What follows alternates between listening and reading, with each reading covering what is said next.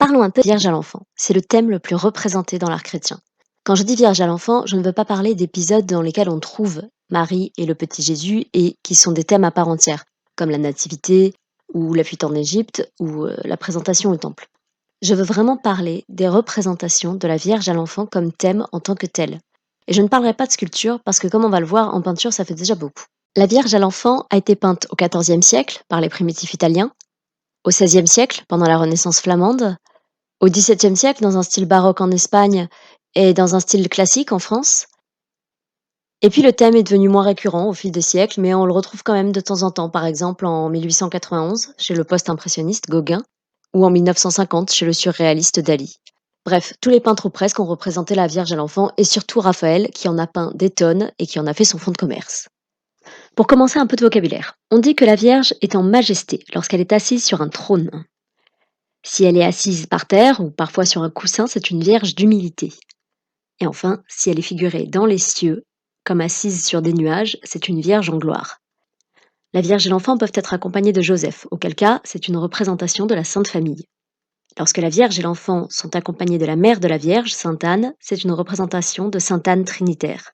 Par exemple, dans cet exemple très célèbre par Léonard de Vinci, où la Vierge, assise sur les genoux de sa mère, essaye de retenir l'enfant Jésus qui va monter sur un agneau, symbole de son futur sacrifice.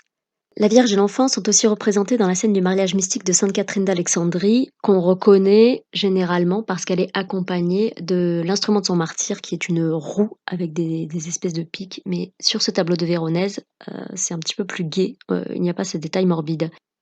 Enfin, lorsque la Vierge et l'enfant sont entourés de plusieurs saints, il s'agit d'une conversation sacrée. La Vierge peut être à leur niveau, un peu au-dessus d'eux, ou bien au-dessus. Voilà pour le vocabulaire. En dehors de ça, il y a tellement de façons de représenter la Vierge et l'enfant. D'abord, les personnages. On a vu que la Vierge pouvait être assise par terre, sur son trône ou sur son nuage, mais elle peut évidemment aussi être debout, avec Jésus dans ses bras. Et puis quand elle est assise, on a plusieurs variations possibles. Donc là, on va le voir dans 3 tableaux de Van Dyck. L'enfant assis, avec le regard de Marie un peu perdu. L'enfant debout, avec le regard de Marie vers le ciel. Et l'enfant allongé, avec un échange de regards entre les deux. Bon, c'est vrai, c'est des petites variations, mais il faut bien ça parce que le sujet a été traité déjà des centaines et des centaines de fois. Et puis, on a certains peintres qui le traitent eux-mêmes des dizaines et des dizaines de fois, comme Raphaël, comme j'ai dit avant, et puis Van Dyck aussi, qui en a fait pas mal.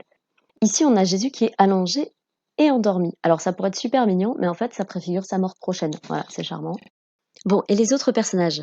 Parce que la Vierge et l'enfant peuvent être seuls, mais ils peuvent aussi être avec beaucoup de monde. Ils peuvent même être carrément avec Dieu et le Saint-Esprit, donc c'est la colombe là. Et puis très souvent, la Vierge et l'enfant accueillent le petit Saint Jean-Baptiste, qui porte parfois une petite croix qui rappelle le destin de Jésus. Vous allez me dire c'est gai entre ça, l'agneau de tout à l'heure, Jésus endormi, mais on en reparlera. Donc parfois, avec le petit Saint Jean-Baptiste, il y a aussi sa mère, Sainte Élisabeth, ce qui permet d'avoir un peu plusieurs âges dans le même tableau avec les 2 petits enfants, la Vierge qui sont représentés sous les traits d'une très jeune femme et puis Sainte Élisabeth qui a les traits d'une femme plus âgée. On peut aussi avoir sur le tableau les commanditaires de ce même tableau, donc puisqu'ils ont payé, autant qu'ils apparaissent, hein, comme ici avec l'abbé Scalia, ou ici avec 6 capucins qui sont plus modestement en retrait. Et puis le commanditaire peut aussi être un laïc, donc ici avec sa femme, et puis ici avec toute sa famille. Donc je ne sais pas si vous voyez à quel point les visages de la famille sont réalistes. On dirait une photo d'aujourd'hui en fait, avec le tapis qui est un petit peu dérangé par le plus petit enfant de la famille, et puis le geste super naturel du petit Jésus qui se tourne et qui veut voir ces personnes qui sont à ses pieds. On peut avoir une famille, du commanditaire, qui est très nombreuse, donc là, on voit que Hans Memling, on dirait qu'il a eu du mal à faire rentrer tout le monde dans le cadre, hein. Alors parfois, la Vierge et l'enfant sont accompagnés d'anges, parfois ce sont des anges musiciens et parfois c'est des anges trop mignons. En même temps, dans ce tableau, enfin tout est mignon, même les nuages, même les bosquets sont mignons. Sur ce tableau, la Vierge a la tête nue, mais elle peut aussi avoir une auréole, donc ici très finement dessinée comme un simple anneau, et puis là avec un fond plein, comme une assiette, et un petit peu comme les plus anciennes représentations un peu à la mode byzantine. Ici, l'auréole est plutôt une sorte d'aura, et puis là, dans ce tableau super kitsch de William Bouguereau, c'est une auréole d'étoiles.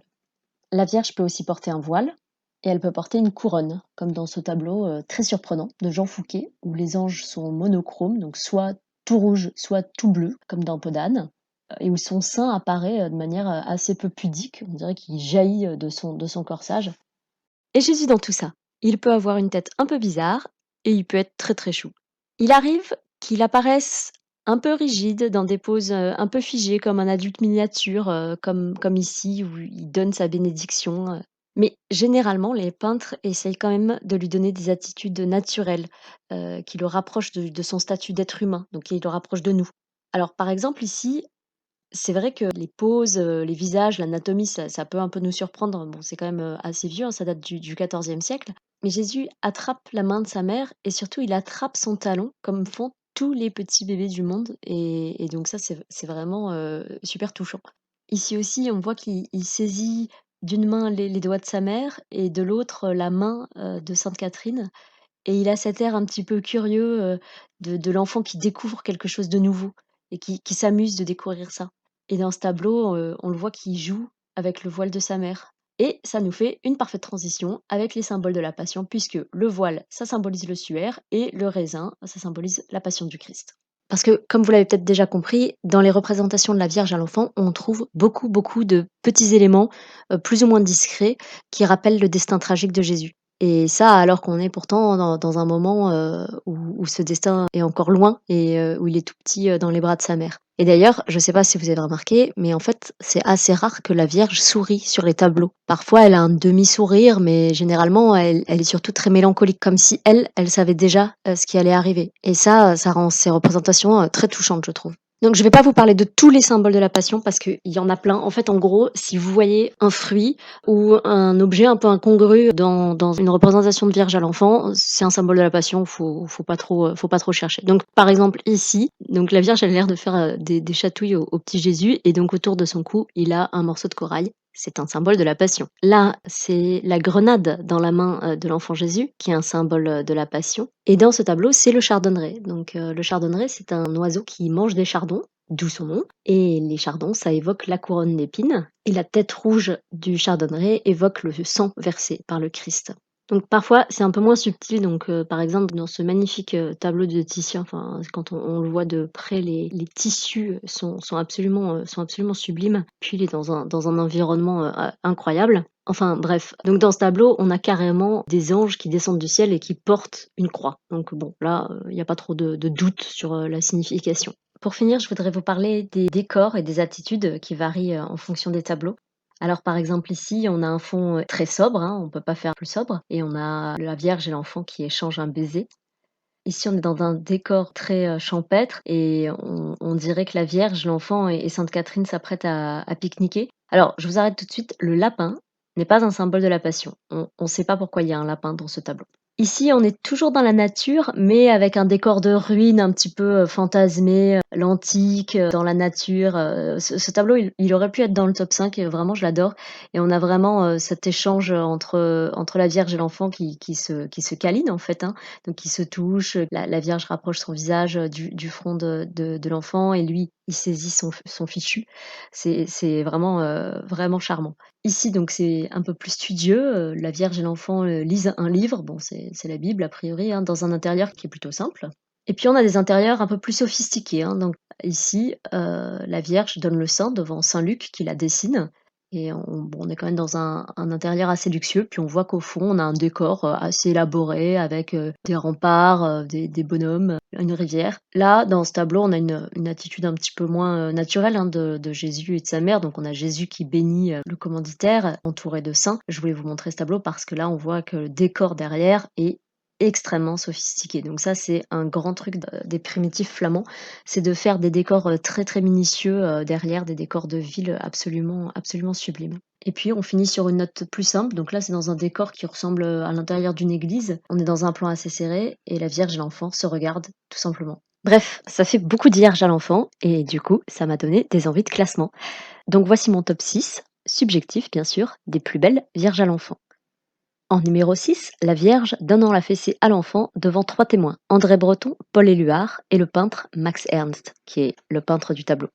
Alors c'est assez différent des tableaux que j'ai présentés précédemment, puisque c'est beaucoup plus moderne, ça date de 1926, mais ce tableau me plaît beaucoup, il est plein d'humour et en même temps, tout à l'heure je parlais des attitudes entre la mère et le fils, de la manière dont on rendait l'enfant le plus naturel possible et quoi de plus naturel qu'un enfant qui exaspère sa mère au point qu'elle lui donne la fessée.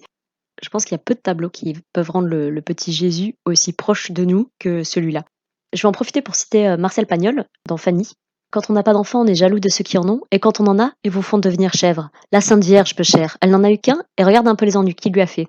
Et encore, c'était un garçon. En numéro 5, c'est La Vierge à l'enfant de Carlo Maratta. Alors, il est vraiment tout simple. On a un décor à peine esquissé au fond, une espèce de je sais pas quoi, de château dans la nature, qu'on voit un petit peu derrière des rideaux. Mais ce qui me plaît beaucoup, d'abord, c'est le plan. En fait, pour une fois, on n'est pas, enfin, c'est assez rare qu'on n'ait pas de vision très frontale de la Vierge, qui nous regarde pas toujours de face, mais souvent elle est quand même face à nous. Et là, elle est de côté. Le petit Jésus aussi, du coup, on le voit qui part dans la profondeur de champ, on va dire. On voit son sommet du crâne, mais finalement, on voit pas tant que ça son visage. Et donc, on a vraiment l'impression, en plus avec ce lourd rideau au-dessus, on a vraiment l'impression d'être rentré dans leur intimité. C'est aussi le cadrage serré qui fait ça. On a vraiment l'impression d'être juste à côté et d'assister à une scène intime entre la mère et l'enfant. D'ailleurs, ils se regardent et ils s'en fichent un petit peu de nous, quoi. Alors, je sais pas si vous voyez la délicatesse des mains de la Vierge, c'est vraiment très très joli. En numéro 4, c'est la Vierge au coussin vert d'Andrea Solario.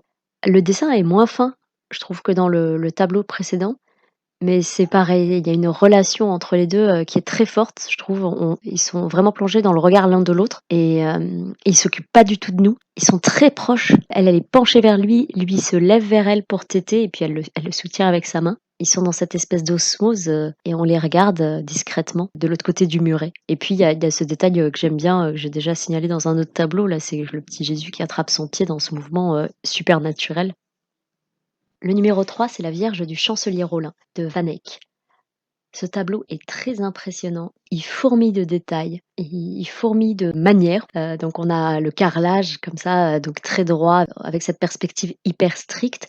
Et puis au fond, on a toute une petite ville qui se déploie, et puis de la campagne, les montagnes. Alors tout à l'heure, je vous ai montré le détail d'un tableau, c'était aussi Van Eyck. Donc voilà, là, il s'est vraiment déchaîné aussi à faire toutes ces petites choses en plus du sujet principal, qui est donc la Vierge, l'enfant et le chancelier Rollin en adoration devant les deux. Et puis le tableau, il est d'une finesse. Chaque détail c'est ciselé en fait. Enfin, quand on regarde le drapé du manteau de la Vierge qui est froissé sur le sol carrelé, quand on regarde rien que les traits du visage du chancelier, c'est complètement incroyable. Les détails sur les colonnes ou sur la couronne, sur les ailes de l'ange. Enfin, bon, je pourrais passer tout en détail, mais ce que je peux vous conseiller de faire, c'est d'aller le voir en vrai, parce que sur cette reproduction et avec ce format, c'est impossible de voir à quel point le tableau est riche. En numéro 2, on change complètement de style, mais ça reste quand même, je trouve, un tableau qui est très impressionnant aussi à sa manière. C'est La Madone des pèlerins par le Caravage. Bon alors là, évidemment, toute la beauté de la peinture, elle vient de ce clair-obscur incroyable. On a l'impression qu'il y a une lumière dans le tableau qui arrive sur l'enfant Jésus, mais qui en même temps lui cache la moitié du visage. Et la Vierge est dans l'ombre en fait. Elle sort de l'ombre et elle va vers ses adorateurs donc, et qui sont à genoux. Et on voit alors Caravage et puis ensuite tous ceux qui ont un petit peu repris son mouvement. Il aimait bien peindre la saleté. Fallait pas que tout soit propre comme pendant la Renaissance, avec brillant, avec des belles couleurs et tout. Donc là, on voit cette dame là qui a un visage bien buriné, mais on a l'impression qu'on peut toucher sa peau qui est parcheminée. Et puis il y a les pieds sales qui sont au premier plan qu'on voit. Et puis là, au-dessus d'eux, il y a la Vierge et l'enfant avec leurs corps qui sont modelés par la lumière. Moi, je trouve ça complètement incroyable en fait. L'enfant là, vraiment, on dirait que sa tête avec ses petits cheveux blonds, on dirait qu'il sort du cadre. C'est incroyable. Et pour finir, mon numéro 1, c'est la Vierge à l'enfant avec Sainte Élisabeth, le petit Saint Jean-Baptiste et Saint Joseph au fond. Donc c'est un tableau d'Andrea del Sarto qui est beaucoup plus simple, hein, je crois que les 2 qu'on vient de voir, beaucoup moins impressionnant. Il saute moins aux yeux, on va dire, mais il me touche infiniment. Bon, c'est comme tous les autres tableaux, il vaut mieux les voir en vrai, mais je pense que là, on voit déjà quand même les visages Les plus observateurs ont peut-être remarqué que c'est pas le premier Andrea Del Sarto que je présente dans cette vidéo, mais ces visages, ils ont l'air de respirer. En fait, les chairs sont extrêmement bien rendues. On sent là que la peau de la Vierge a l'air toute douce. La peau de Sainte Élisabeth, elle est ridée, mais on sent aussi cette douceur des corps. Tout a l'air très doux, ça donne envie de toucher le tableau. Bon, après, on a aussi la beauté de ces deux visages, donc la Vierge qui est penchée un petit peu vers le bas et Sainte Élisabeth qui est sur le côté. C'est ce que je vous disais aussi avec ces représentations, ce fait de pouvoir représenter la petite enfance, la jeunesse, la vieillesse. Donc là, on a aussi Saint Joseph qui est aussi plus âgé que Marie, on le voit un petit peu moins. Et les enfants aussi qui sont tout potelés, très sagement assis un peu en miroir, avec un Saint Jean-Baptiste un peu rieur et Jésus, lui, beaucoup plus sérieux, comme si, hein, comme d'habitude, hein, comme s'il savait déjà.